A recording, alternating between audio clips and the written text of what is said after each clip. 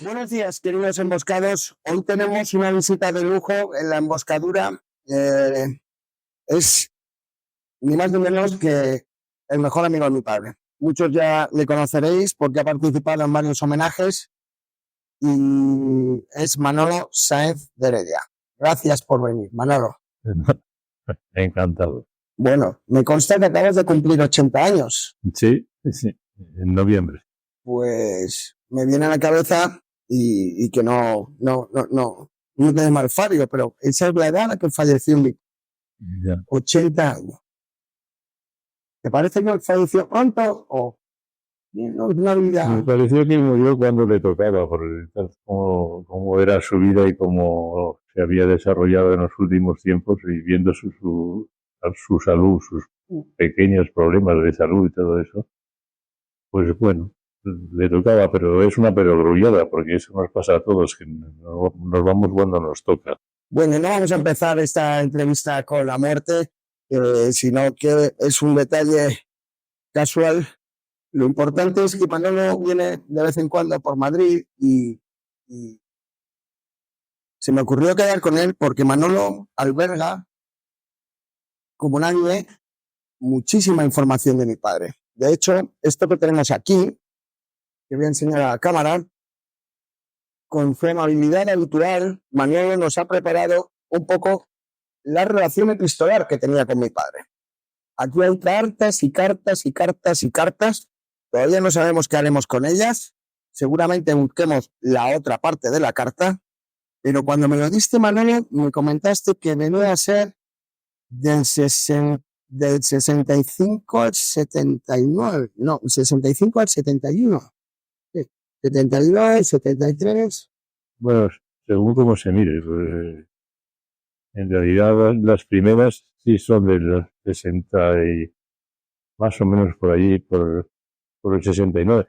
Antes del 69 yo vivía en Madrid, como tu padre, y entonces no nos escribíamos, porque vivíamos a 500 metros o menos. Pero yo en el 69 fui destinado ya a Guatemala, y a partir de allí ya tuvimos pues mucha correspondencia. Después de ir a Guatemala yo me fui destinado a Múnich, y también desde ahí se mantuvo la correspondencia. Y la correspondencia duró hasta que nos juntamos otra vez físicamente en Ibiza. Que es que tu padre ya estaba en Ibiza y yo aparecí por allí ya el año 74. Entonces, nuestra correspondencia por escrito, pues termina más o menos en el año 74, principio del 75, con algunas excepciones, que pues por diversas razones. Y yo me acuerdo de una vez que le escribí una carta cuando estaba en la cárcel para decirle que yo sentía mucho que los demás estuviésemos tomando el sol cuando a él lo tenían a la sombra. Pero bueno, básicamente nuestra correspondencia termina en el año 75. Se entiende, porque bueno, Manolo no lo ha dicho, pero se habrá colegido, él es diplomático de profesión y corrígeme, Manolo, pero ahí hay algo que os une a ti y a mi padre. Un poco sois protagonistas de la revolución sexual, sin que suene grandilocuente. Bueno, o la liberación de hacer el amor y no la guerra. Yo no diría lo de protagonista, somos simples usuarios de la liberación sexual. Pero aquí de Madrid emigrasteis algunos a Ibiza, dejando buenos trabajos, porque me consta que mi padre trabajaba en el Instituto de Crédito Oficial, encargado de la fusión de empresas, y tú estabas destinado en Guatemala y luego en Múnich. Y decidís los dos aparcar esos trabajos aparentemente estables y aparentemente muy deseables, muy buena posición, y mi padre se jactaba de decir, nos fuimos a ir a vivir de lo que los demás tiraban. Un poco de vagabundo. No, yo creo que él era un exagerado patológico, eso lo sabemos tú y yo. Bueno. Pero sin luz y agua sí. Pero sí. Bueno, las casas en las que fuimos a vivir pues no tenían ni luz, ni luz. Ni luz corriente. Tenían electricidad. ¿Ibais con quinqués? Sí, íbamos al principio con quinqués, con los quinqués pues hemos vivido y trabajado muy a gusto durante años. Es una luz bonita. Es una luz muy bonita, sobre todo en estas casas enjalbegadas, o sea, encaladas todas, muy, muy blancas y donde se reflejan las luces de una forma muy bonita. Pero bueno, era cosa de acostumbrarse, claro, te daban menos luz. ¿Y qué os llamaba a esa aventura, Manolo? ¿Qué os llamaba? No sé, eso tendrías que preguntárselo a su padre. En cuanto a mí, pues porque yo desde pequeño había querido ser diplomático. Cuando nos preguntaban a mi hermano y a mí, pues, ¿qué queréis ser de mayores? Pues mi hermano decía, pues lo que se decían los niños en aquella época, pues yo guerrero del antifaz, yo cauquillo, yo no sé qué, y yo decía, yo diplomático. Ya lo tenías tan claro. Sí, y bueno, precisamente por eso después estudié, hice la carrera, hice Derecho con la sola intención de presentarme a las oposiciones. Ingresé muy joven, a los 23 años había ingresado. A los 23, sí. ¡Qué pasada! Y luego pues salí fuera y ya llegó un momento en que algo me dijo, hay otras cosas en la vida que tú tienes que probar, o que deberías probar, que te den otros vientos. Y bueno, me habría que me diesen otros vientos. Y entonces fue cuando decidí, primero había decidido irme a Asturias, pero luego al final, como estaba tu padre en Ibiza, y eso me convenció, y fue cuando me fui a Ibiza, a que me dieran esos vientos, pensando que cuando se acabasen, pues volvería al redil. Pero lo malo es que en ello sigo, no he vuelto al redil. Seguís de excedencia. Tanto tú como mi padre. Sí, bueno, yo ahora ya estoy jubilado. Es jubilado. Os pedisteis una excedencia porque me imagino que vuestros padres no les haría mucha gracia el asunto. No les sentó bien. ¿No? Yo me imagino que tengo un hijo diplomático y se me va a vivir a Ibiza, a una casa sin luz eléctrica ni agua corriente, a que le den unos vientos. No les costó, fue duro para ellos. Y tengo también cartas con ellos sobre esta tesitura. Vale. Pero viajemos al pasado un momento. La primera vez que ves a mi padre, el otro día lo comentábamos, no es en Ibiza, es en el colegio de los Rosales, ¿verdad? Sí. Os encontráis ahí, pero en cursos diferentes, por lo visto. Bueno, al principio no, estábamos en el mismo curso el primer año, pero tu padre hizo 2 cursos en uno porque venía retrasado de estudios de Brasil. Entonces no estaba correspondiente a su edad. Y hizo 2 cursos en uno y ya se incorporó a lo que le correspondía por su edad. O sea que juntos estuvimos solo un curso. Ahí mostró un poco ya su capacidad de estudio, ¿no? Al hacerse 2 cursos en uno. Sí. Sí, no era muy difícil, pero bueno. No llamaba la atención mi padre porque yo no conozco a ese Antonio de 15, 20 años. Cuéntame, Manolo, un poco. Que si llamaba la atención, sí, pues era como cuando era mayor también. ¿Sí?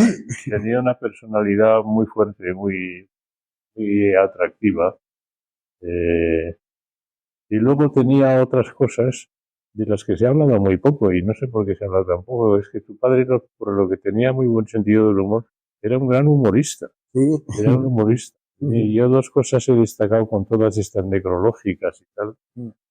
Una es que fue siempre muy amigo de sus amigos. O sea, veneró a la amistad. Y de lo que yo me privilegié, básicamente. Y la otra, que era muy gracioso, que realmente se reía uno mucho con él. Yo he pasado muchas horas con él. Me he reído muchísimo. Y nos hemos reído juntos muchísimo.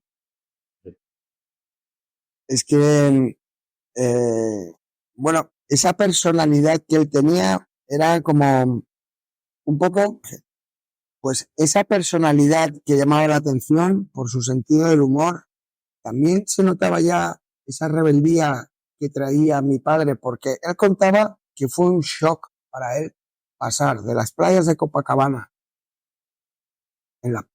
jugando a la pelota y viendo a mujeres en tanga, a llegar a la España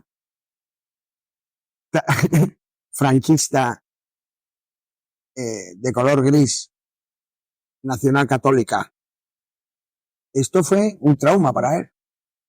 Ya a mí nunca me ha dicho semejante cosa. No. A mí me dio la impresión de que se adaptó Se adaptó. bastante bien.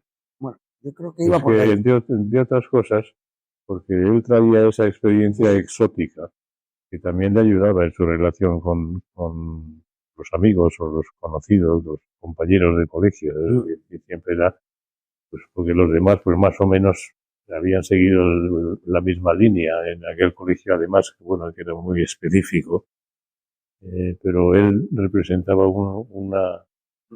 Contaba historias tropicales. Sí. O sea, sí, en eso fue muy popular, en eso. Pero ya te digo, yo ya perdí mucho el contacto con él cuando él pasó de curso.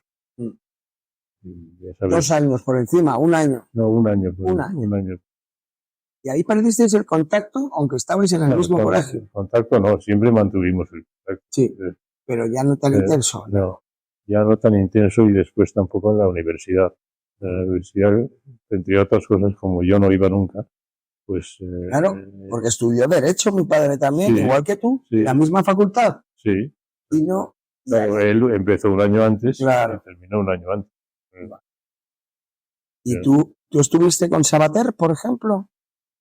Bueno, con Sabater, sé que, vamos, que yo conocía a Sabater, pero nunca... Estaban ahí enfrente en la Facultad de Filosofía y Derecho, sí, la Complutense. Sí, ahí estaba Sabater, pero yo con él tuve muy poco contacto. ¿Y no ibas a la universidad también, me has dicho?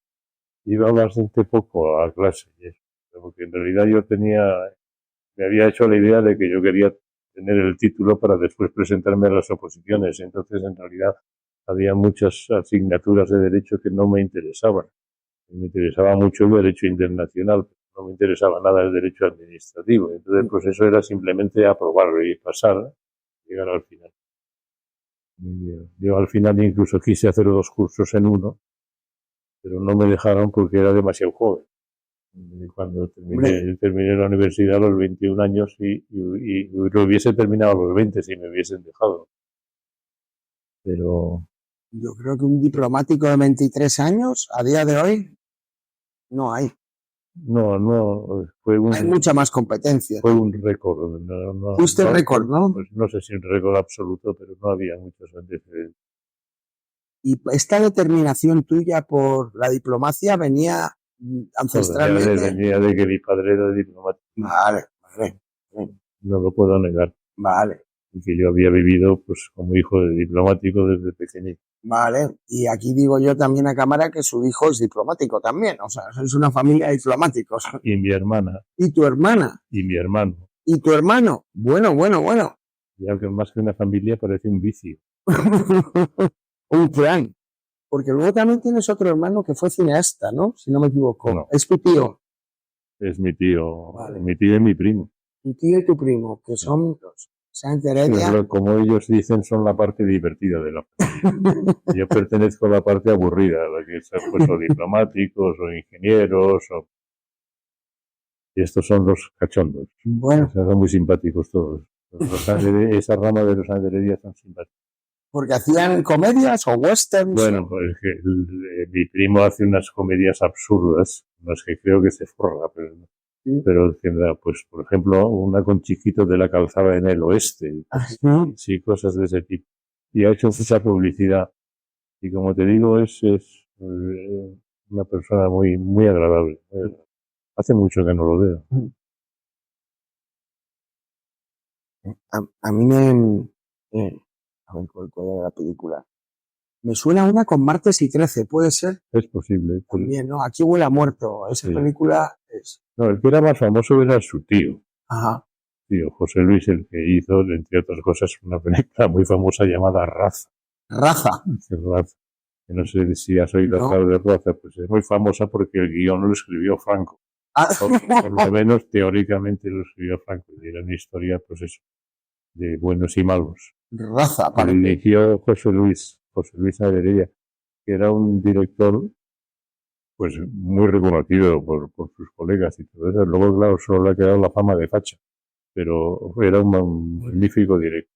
y quién, yo creo Bueno, que... hizo películas, incluso firmó películas que había hecho Buñuel, porque Buñuel no podía firmarlas y esas. Por la censura. Sí. Claro, claro. Esto de Bueno. que Franco sea guionista es la primera vez que lo he oído en mi vida. Bueno, sí, dicen que lo escribió, pero seguro que al final lo escribiría mi tío, porque Franco debe escribir. Pero bueno, era su idea de exaltación. Y Manolo, ¿no crees un poco?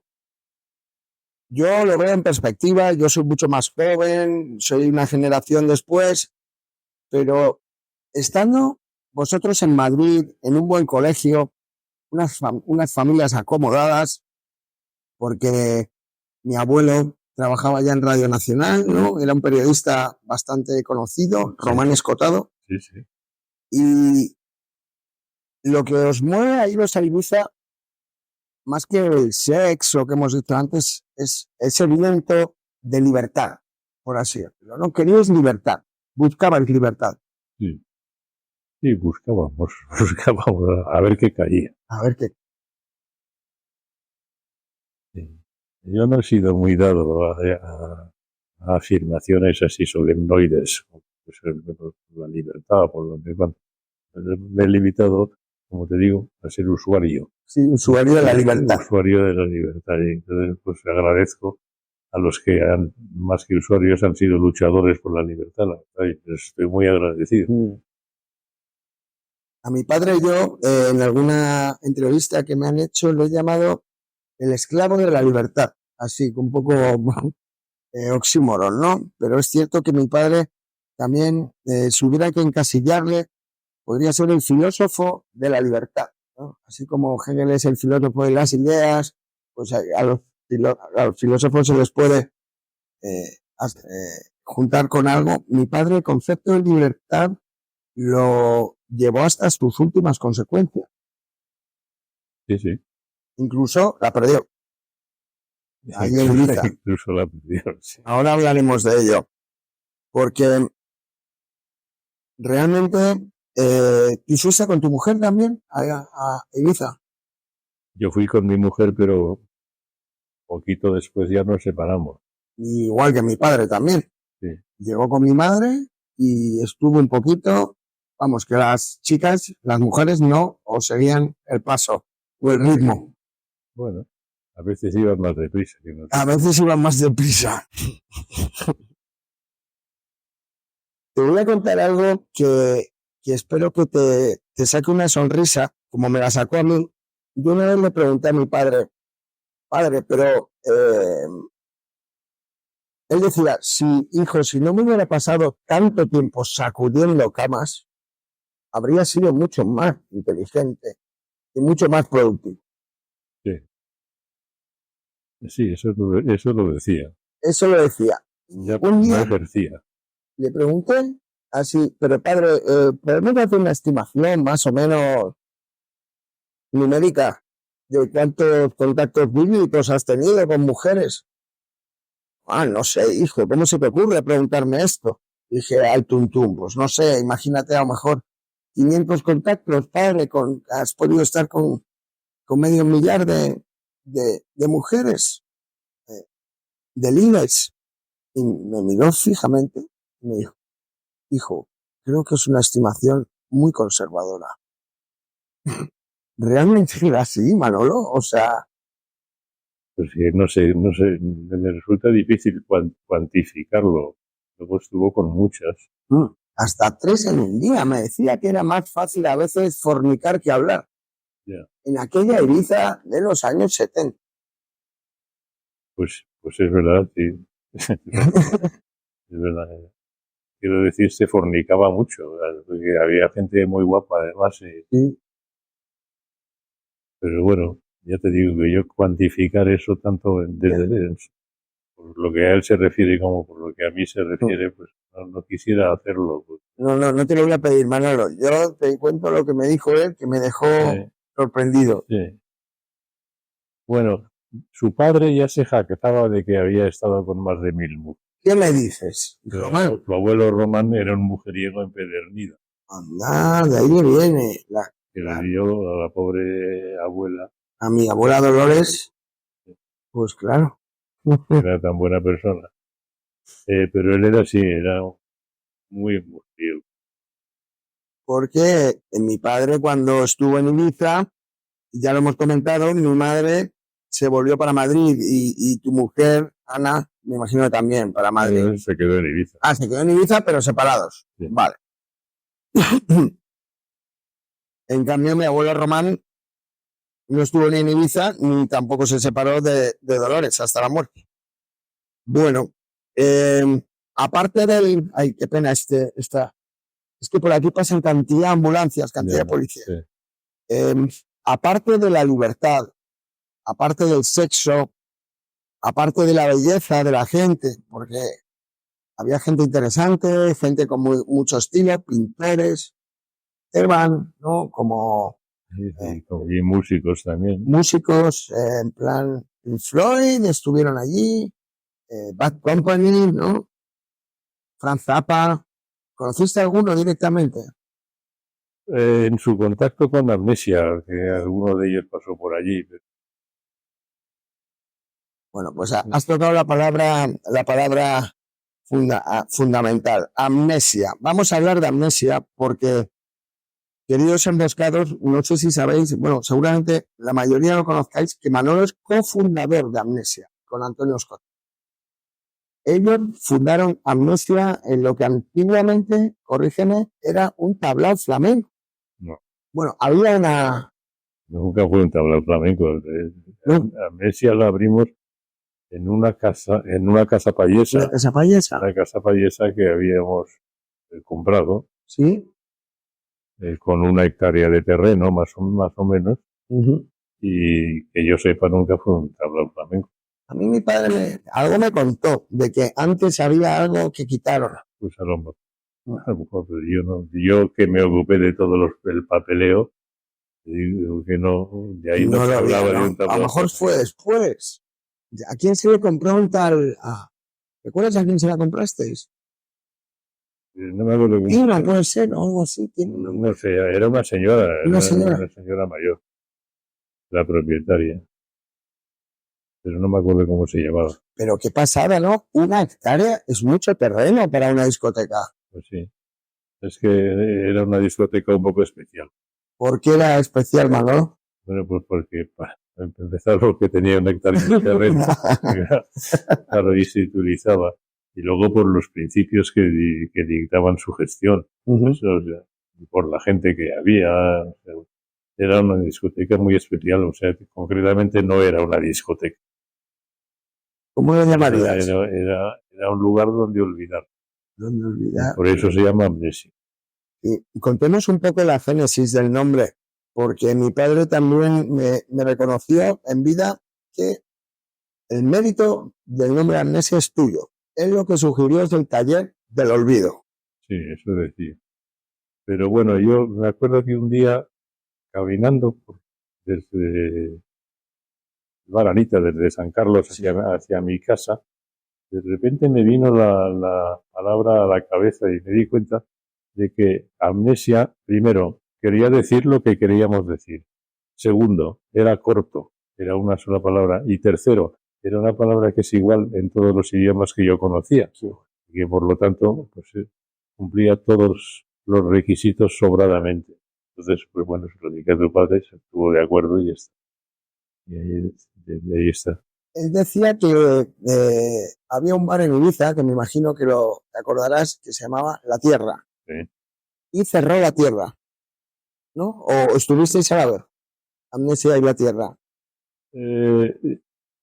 Pues puede que coincidiésemos algún tiempo, pero no me acuerdo. Era como primero fue La Tierra y luego llegó Amnesia un poco a restituir el espíritu que había en La Tierra. Ya, bueno. Era un bar, mi padre decía que era maravilloso. La Tierra era sobre todo tenía muy buena música, era un bar con muy buena música. ¿Música en vivo?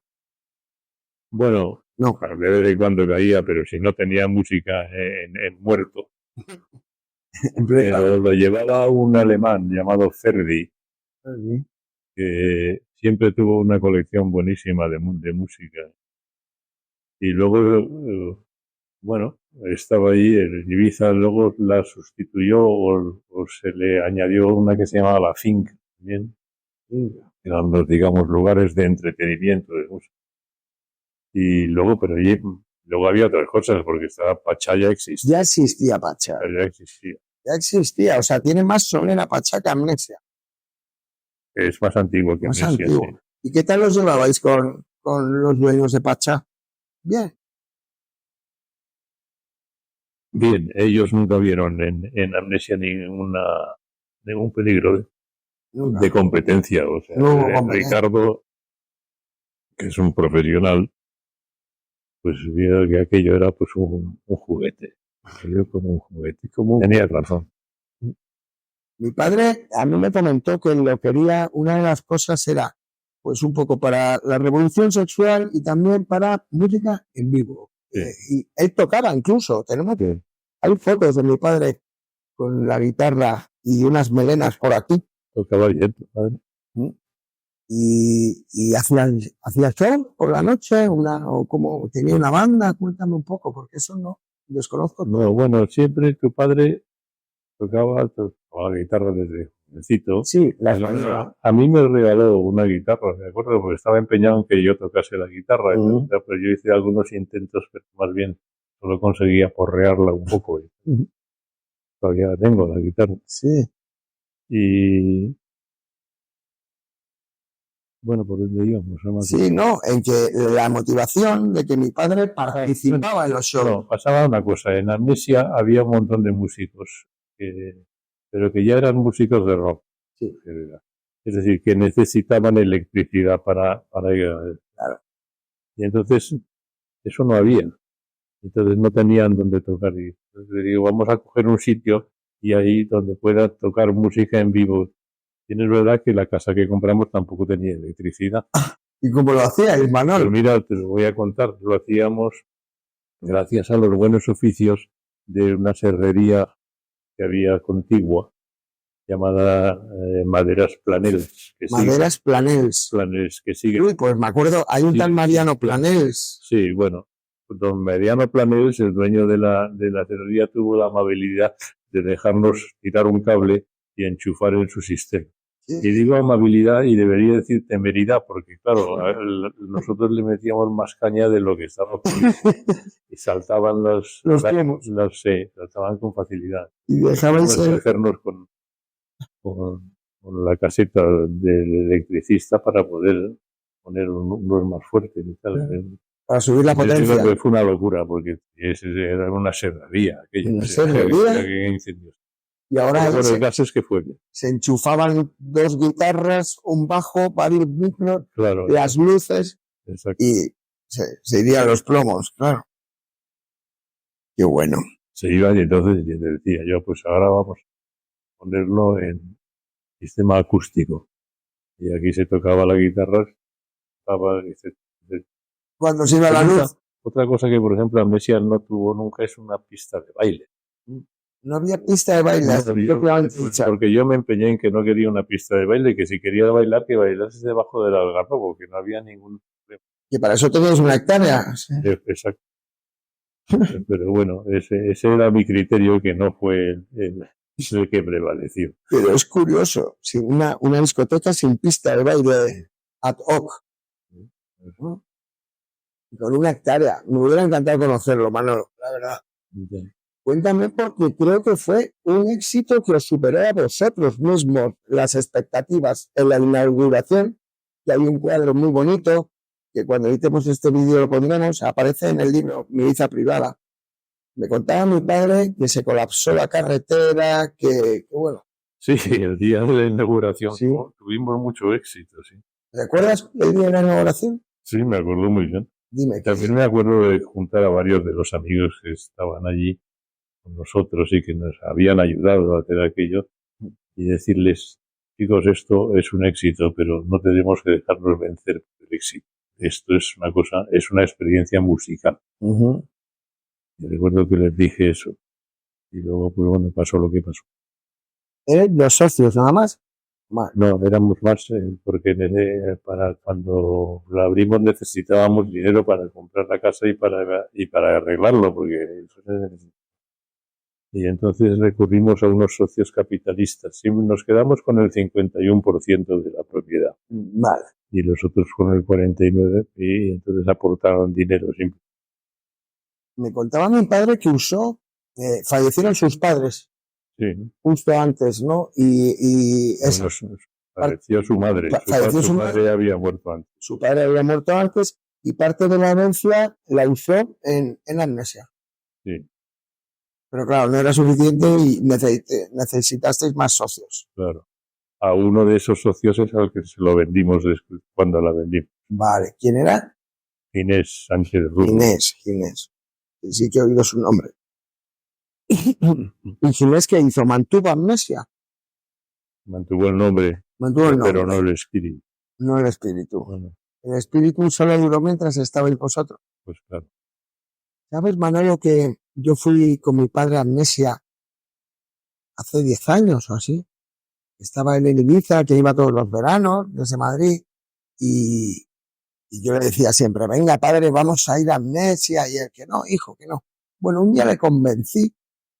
Y imagínate, cuando se enteraron que iba Antonio Escotado, pues bajó el jefe, se abrieron las colas de gente, nos pasaron por un lugar preferente, nos subieron a la planta de arriba y nos sentaron en unas sillas, que lo que se conoce debía ser una zona VIP, porque unas chicas empezaron a darnos masajes en el cuello sin que les hubiésemos pedido nada. Un mago nos empezó a hacer como magia de cerca. Luego mi padre también comentaba que nos acercaron una bandeja con unos polvos que tenían pinta de alcaloide. Y bueno, mientras estábamos en aquella situación, mi padre me dijo, ven, hijo, ven, porque no, estaba tan alta la música que no podíamos hablar. Y me dijo, hijo, yo he contribuido a hacer este infierno. Eso le pasa por haber ido. Claro. Yo, por ejemplo, no he ido nunca. Al lugar que has sido feliz no debes volver, ¿no? Yo no he pisado Amnesia desde que... Te han invitado seguro. No me hace caso. No te interesa, porque es que claro, ahora no se parece en nada. No me interesa porque para empezar no me gusta la música que tocan. Y, hombre, me puede dar curiosidad lo de las construcciones que hayan hecho por ahí. Pero, vamos. Mi padre lo llamaba el chunga chunga. Sí. O sea, también otro aspecto que le llamaba mucho la atención es que me decía, hijo, en mi época se bailaba con las piernas, ahora se baila con el antebrazo. Y claro, luego mi hermano Alejandro, que sabes que es DJ, me ha dicho, Jorge, eso tiene una explicación muy clara, que no hay sitio. No hay sitio. Entonces están todos así y lo único que alcanzan es a mover el brazo. Pero creo que además es la meca del rico. O sea, creo que son 60 euros solo por entrar, sin consumición ni nada. Amnesia, sí. Ya. Me imagino que con vosotros sería entrada libre, ¿no? Sí, era es una de las razones de nuestra ruina. Parte de la ruina. Sí. Era entrada libre y cervezas a 15 pesetas. 15 pesetas. Así, eso sí, se las servían dos mujeres guapísimas. Pero bueno, aquello no podía durar. Yo me acuerdo, me ha enseñado fotos mi padre de Jones, que era una mujer de color muy grande. 206 kilos. 206 kilos. Bueno. De mujer, pero que 206 kilos que el movimiento era una delicia. A ver, bailaba fantástico. Qué gracia. Con 206 kilos se manejaba bien. Sí. Y luego vi a otra mujer, al menos hay un libro de Ibiza muy bonito que me enseñó, que iba con los pechos descubiertos, unos pechos perfectos, vamos. Sí, esa es Mora, exacto. Una alemana. ¿Y ella hacía las veces de gogo o simplemente...? No, estaban en la barra las dos. ¿En la barra? Sí. ¿Pero con los pechos al aire? No siempre. No, pero era una época muy nudista, ¿no? Sí. Claro, bueno, teníamos problemas con las autoridades en las playas. Sí, que iba a la Guardia Civil porque estaba prohibido bañarse desnudo en Ibiza. Sí. En teoría. Y la policía, la Guardia Civil llegaba, yo decía, salid, que os vamos a multar. Y mi padre me contaba que os quedabais en el agua hasta que se cansaban y se iban. Eso es verdad. Posiblemente, sí. No sé la paciencia de la Guardia Civil hasta dónde llega. Y la hipotermia. Ante un desnudo. Pero sí lo he visto yo, sí, a la Guardia Civil increpando a una hermosa rubia que estaba en pelotas, la rubia dentro del agua y el Guardia Civil con su tricornio y todos en la orilla, ¿no? Pero bueno, eran esos tiempos. Por franquistas. Hubo que romper barreras allí. Porque ahora, hoy en día, una de las cosas que llama la atención de Ibiza es la facilidad para ver las mujeres en topless, la verdad, en comparación con cualquier otra playa que yo haya visitado en mi vida, cualquier otra zona de playas. Bueno, en nuestro tiempo no iban en topless, iban totalmente, era integral. Integral. Iban y íbamos. Íbamos. Y me contó también que por ahí andaba Ángel Nieto, ¿no? Ángel Nieto, pues tuvo... Sí, estaba en Ibiza. Bueno, ahí vivió y ahí murió. Allí murió. Nieto, era muy respecto al nudismo, me ha hecho gracia porque mi padre decía que estaba muy bien dotado y esto era algo que saltaba a la vista. Claro, al estar todos desnudos, pues ahí se veía un poco los atributos de cada uno. Ya. A ver, más cosas de amnesia, y ahora pasamos a otro tema, pero mi padre en su libro Mi Ibiza Privada cuenta un poco las razones que le llevaron a ir a la isla. Me gustaría confirmar contigo, ¿es cierto que él estaba muy movido por conocer a la fraternidad del amor eterno? No. Yo con él nunca he hablado de eso. Nunca.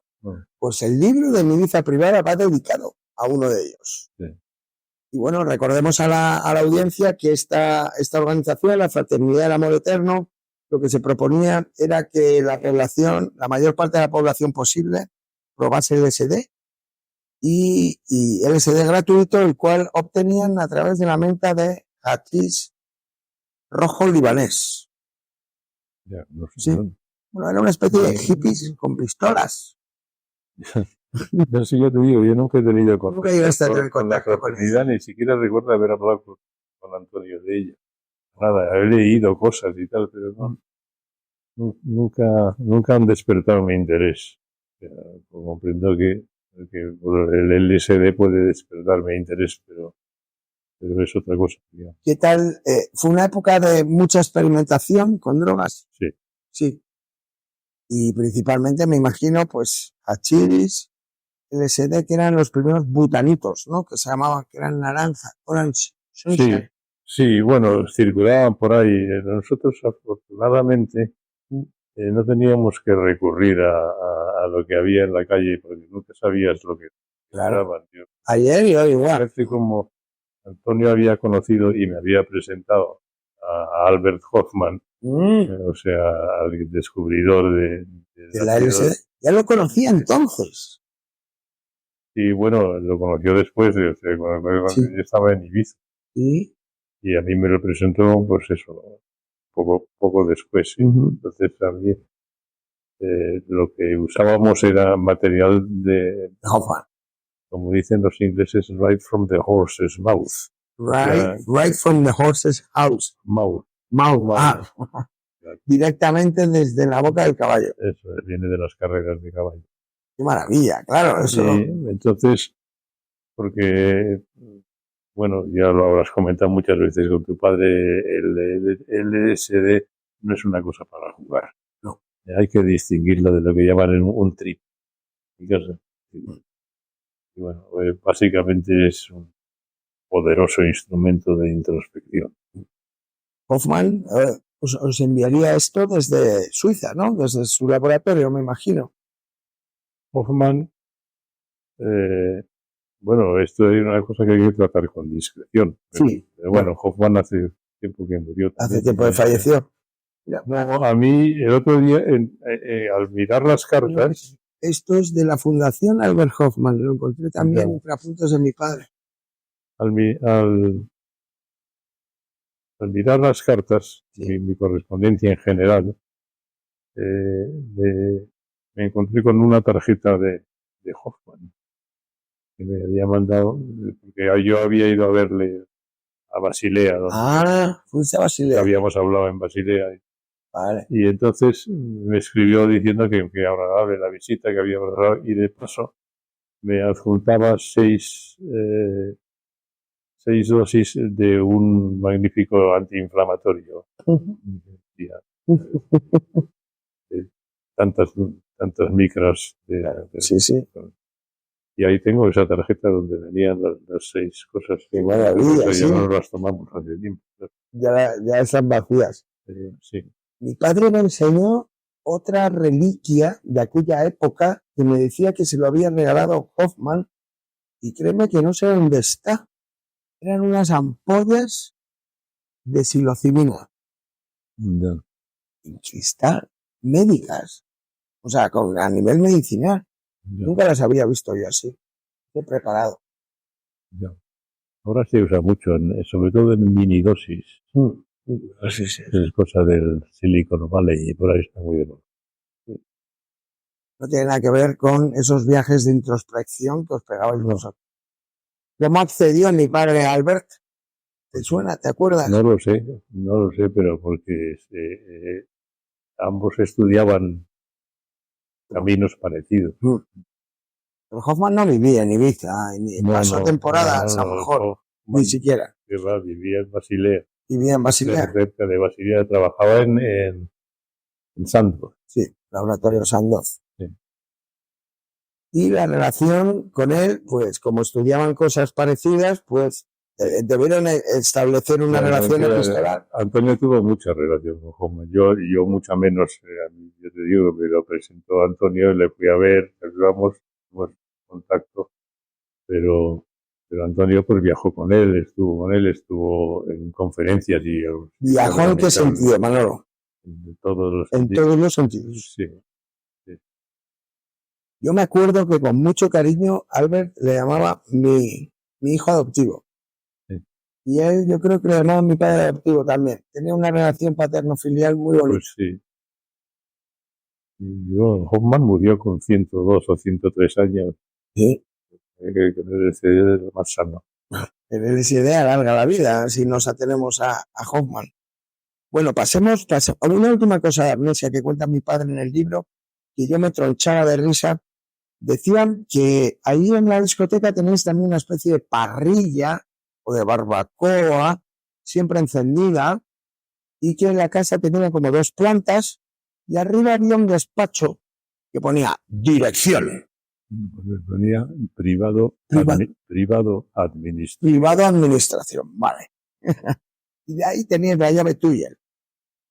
Lo que había en esa habitación era una cama muy grande y una caja fuerte. Ajá. Donde se guardaban pues esos productos muy solicitados. Sí. Y tal, eso es lo que había, el privado de administración. Vale. Pero eso solo usábamos Antonio y yo, claro. Sí. Y es cierto que había algo, un agujero o algo para tirar algún producto ilícito o alguna cosa a la parrilla directamente. Eso es lo que él decía. Eso no lo he oído yo. Había un agujero, pero no. Había un agujero. Había un agujero que daba a la parte de abajo donde estaba todo. Claro. Bueno, para cerrar el tema de amnesia, con el humor que caracterizaba a mi padre también, decía que a veces os iban a visitar las autoridades, a fisgonear por ahí. Sí. Y bueno, como había gente tan guapa, también algunas sustancias de alta potencia, como acabamos de describir, estaban disponibles, pues que en más de una ocasión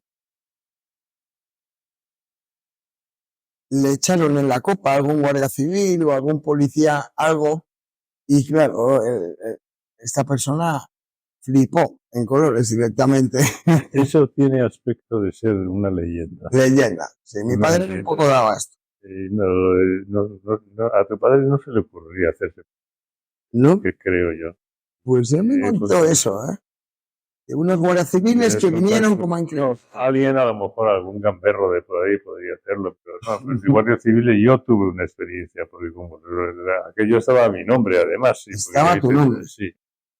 Entonces apareció por ahí el comisario jefe o lo que fuese de la policía de San Antonio, porque eso dependía de San Antonio. Sí. Y me dijo, me citó en la comisaría. Y yo entré en la comisaría, y me recibió en su despacho y me dijo, a ver, ¿te gusta el chocolate? Y entonces yo le dije, no, sí, me encanta el chocolate, sobre todo con almendras. Y, anda ya, anda ya. Y entonces abre un cajón y saca un pocho de hachís así de este, así más o menos, y hace paf, tira encima de la mesa y dice, me refiero a eso. O sea, en 2 palabras, a ver si me entiendes. Si colaboráis, podéis seguir. Si no colaboraréis, os cerramos en 24 horas. Entonces yo, claro, le dije, hombre, yo colaboro, estoy deseando colaborar con las autoridades. O sea, pero claro, ¿cómo colaboro yo con las autoridades? Yo no sé cómo se hace esto, cómo es esto. Y dice usted que se fuma. Sí. Dice, anda ya, vente para acá. Y volvemos a Amnesia. Y en Amnesia, claro, en Amnesia estaban pues debajo de un algarrobo unos, debajo de un almendro otro, debajo de la moneda, cada uno fumándose sus puerros. Y entonces iba el policía diciendo, mira, pues ese y ese otro se están fumando un puerro. Bien, le dice, pues muy bien, pues no se preocupe, que nosotros le avisaremos y tal. Oye, y no lo volví a ver, nunca más. Nunca más. O sea, ¿no colaborasteis con ellos? No, nada, no hicimos ningún caso. Dejaron de daros la murga. Sí. Qué bien. Y luego ya, en total, ¿cuánto tiempo estuvo mi padre en la isla? Porque él acaba desde que llega después de la excelencia de Vico hasta que acaba siendo arrestado. Sí, pero yo me pierdo con las fechas ahí, yo no sé. Yo te pongo alguna, creo que él lo detienen en el 82. Puede ser, 82, 83. 82, pues, y él llega a la isla, si yo llegué el 75, pues el 72, 73. Sí, por ahí, sí. 73. Porque al principio estuvo preso en el castillo, que lo llamaban así, sí. Y luego ya de allí se cumplió la condena más adelante en Cuenca, en la península. Sí. Pero el periplo total pueden ser como unos 12, 13 años. Sí. Y el tuyo continúa, porque no te has movido de ahí. Yo sigo. ¿Qué tiene Ibiza, Manolo, que os atrajo tanto?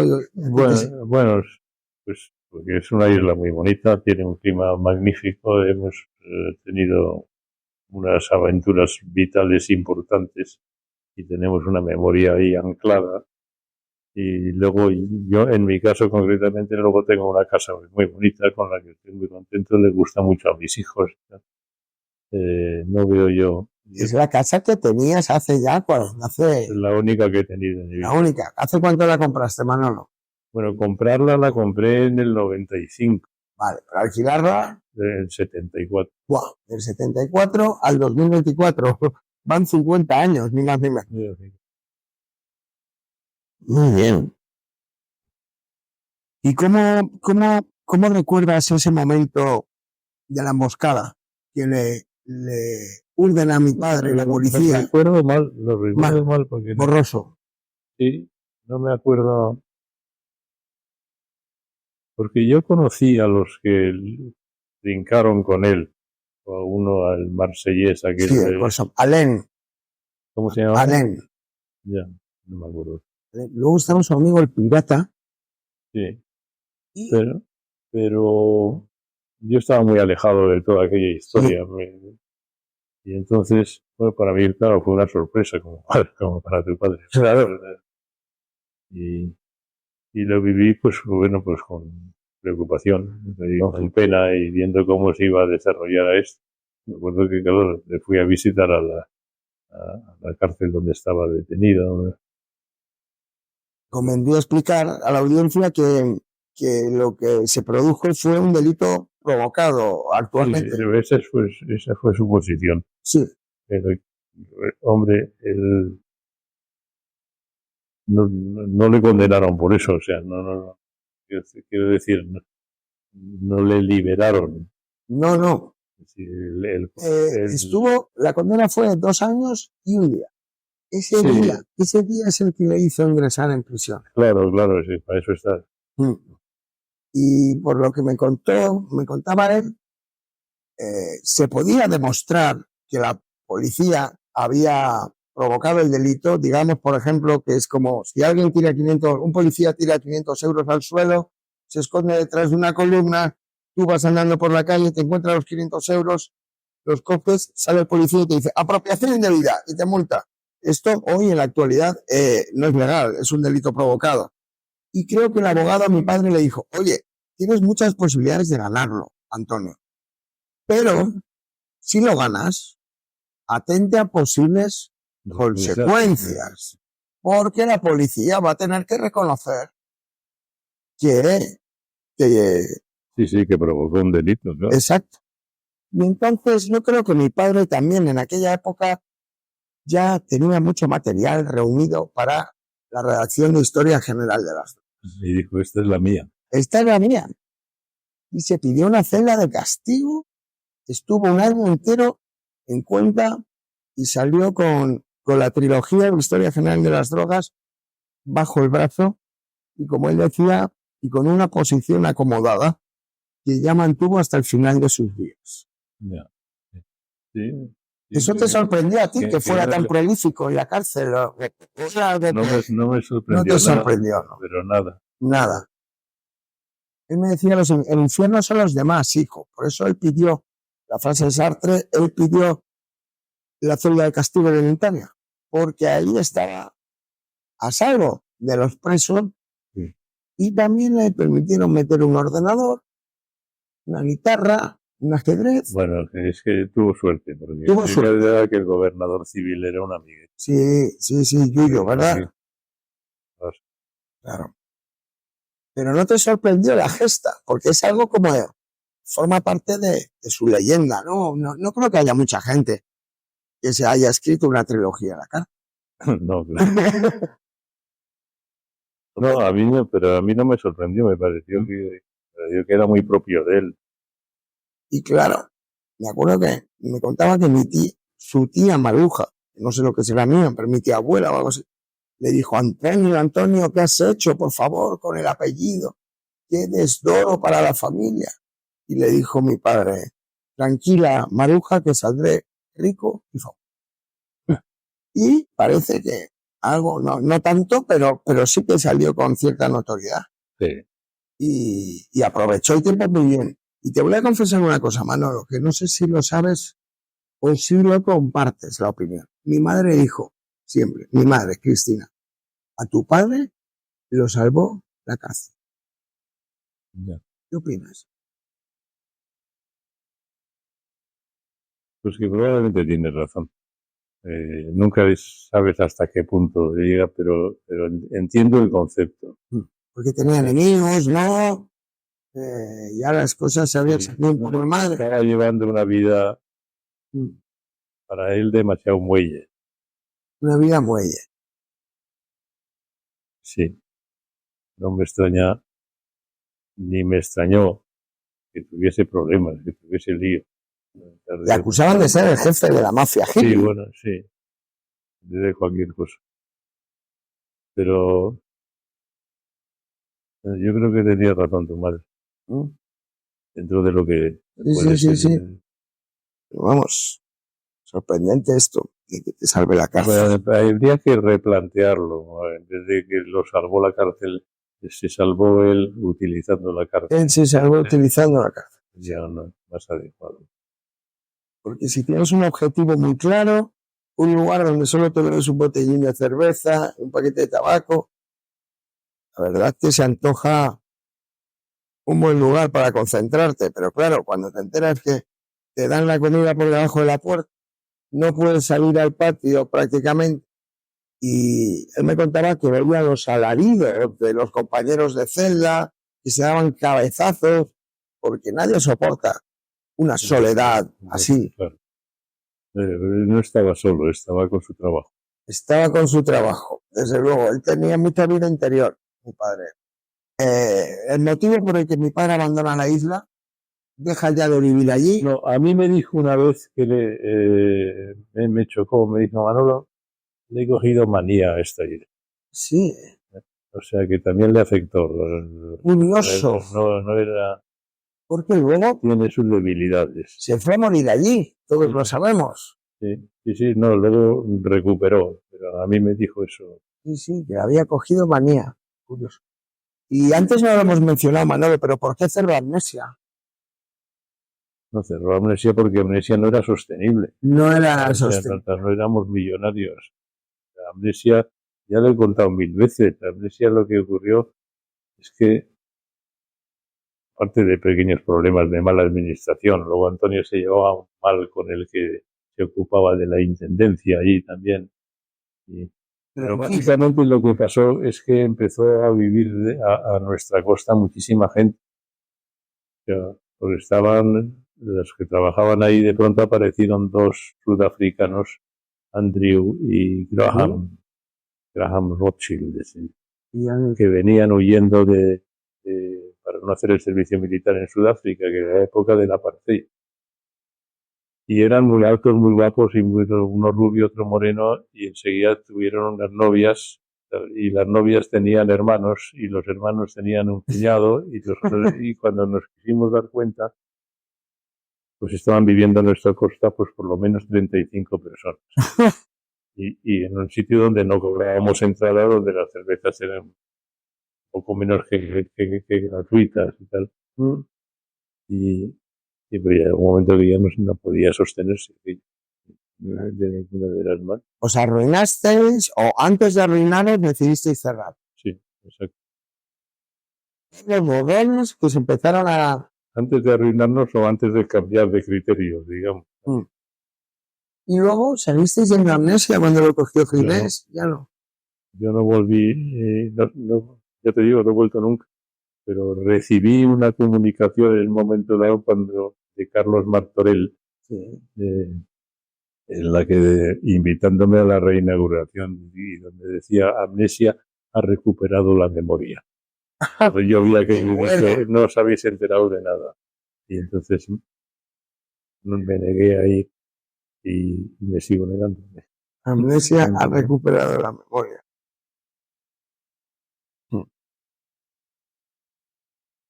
Pues mi padre decía que tú y él os merecíais una estatua allí en Ibiza por lo que habíais hecho por la isla. Porque cuando llegasteis, eso era una tierra muy deprimida, para nada. Era la joya económica de la jet set que soy, sino que eran payeses de 1,5 m, 1,60 m, vestidos de negro, totalmente agrarios. Y vosotros fuisteis un poco responsables, en parte de ese cosmopolitismo que apareció en la isla, ¿no? Sí, no sé si en vez de responsables tendrías que decir culpables. Culpables, responsables. Bueno, es que no soy abogado. Debe un carácter peyorativo. Que no podemos evitarlo tampoco. Sí, pero es un peyorativo bueno, Manolo. Hay una estatua del hippie en Ibiza, ¿verdad? Sí, hay una estatua así por el puerto. Por ahí. Sí, hay una estatua. Yo creo que la deberían rediseñar y poneros a ti y a mi padre. Ya. Con las melenas que llevabais. A tu padre querían hacerle una ahí en la facultad, que no sé si se paró ese asunto. Ahí estamos. Os informo que yo sigo en contacto con la concejala de Cultura, pero con la burocracia nos hemos topado. Ya. Y desde que se aprueba hasta que se ejecuta, pues todavía está en el aire, Manolo. Yo lo sigo luchando, no se me ha olvidado. Pero está aprobado. Está aprobado por unanimidad, en pleno. Se tendría que ejecutar. Pero no se ha hecho todavía el concurso para buscar. Claro. Aunque yo he encontrado el de la escultora, y ahora si quieres te enseño los bocetos que ha hecho. Están muy bien, la verdad. Y ojalá la pongan en Ciudad Universitaria, aquí en Madrid. Pero yo creo que también merecería otra en Ibiza, o por lo menos una calle, o algún tipo de reconocimiento. Y bueno, ¿me quieres contar algo más que se me haya olvidado? Pues no, me ha sido muy agradable la conversación. Sabes que Te lo agradezco mucho, a mí Manolo. no me gusta llamar la atención, digamos. Ya, Procuro- la discreción en procuro estado pasar puro. desapercibido. Sí, sí. Si yo tuviese que elegir entre uno de los superpoderes que hay en los cómics, ¿Mm? creo que elegiría la invisibilidad. Porque básicamente lo que yo soy es un guayor. Vaya. Y un hedonista, o sea, carezco de virtudes, solamente tengo vicios. Esa humildad tuya característica, porque mi padre no se consideraba guayer. Él se consideraba. No era. Me decía, hijo, yo nunca fui hippie, yo siempre fui un freak. Un freak. Él era freak, él no era hippie, y yo tampoco, No. jamás. Jamás. Jamás, ni en la vestimenta, ni en el... nada. Escribí algunos poemas de exaltación de los hippies, pero vamos, visto desde fuera. Sí, yo nunca fui nada, yo simplemente era un diplomático excedente y ya está. Era un bicho raro. Nunca me he querido escribir a ningún... Claro. Ni vender estampitas en el... Hombre, salvo el Athletic de Bilbao en mi juventud. Ah, sí. Que era muy partidario, porque claro, yo soy de Bilbao. ¿Y sigues viendo el fútbol a veces? No. Sí. Últimamente estoy pesadísimo con el fútbol. ¿Sí? Sí. Pues mi padre lo estaba también, sí. Acuérdate. Incluso leo, cosa que no hacía, antes veía partidos que me gustaban. Sí. Pero ahora incluso leo la clasificación en el periódico. Bueno. ¿Y no te animas a escribir? Como mi padre, que empezó a hacer crónicas. ¿A escribir de fútbol? Sí. No. De su querido Madrid. Es que él vio el maracanazo. Él estuvo en... Sí. No, tu padre sabía de fútbol. Y jugaba también.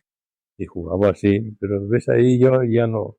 Yo en el colegio padre jugaba en el equipo del colegio. Y ya con esto terminamos. Íbamos a jugar a distintos sitios. Y yo siempre quise jugar en el equipo del colegio, pero nunca fui lo suficientemente bueno. Entonces yo acompañaba al equipo para ver los partidos. Y de mí decían que me llevaban para dar sombra al botijo. Esa era tu función. Con eso podemos cerrar esta. Pues no me parece mejor manera de cerrarla. ¿Este libro, te acuerdas tú de cuando lo tradujo mi padre?